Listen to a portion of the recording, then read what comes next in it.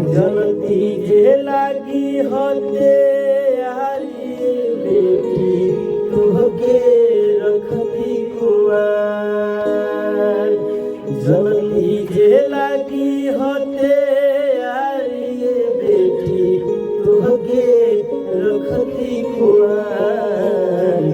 भले जमाना देई गारी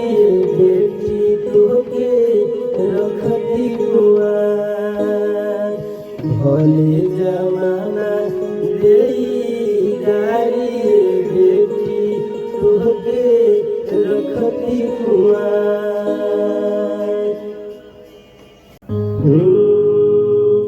खैले होई है जे कानले उनकर बेटौआ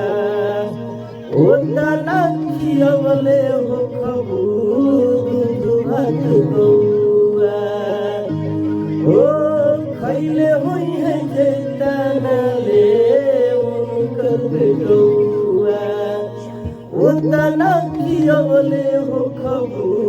दूध भात गौआ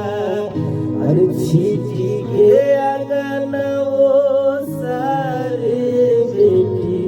तुहके रखती कुआर छीटी के आंगन ओ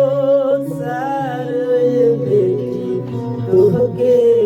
रखती कुआर भले जमाना देई गारी बेटी तुहके रखती कुआर भले जमाना देई गारी बेटी तुहके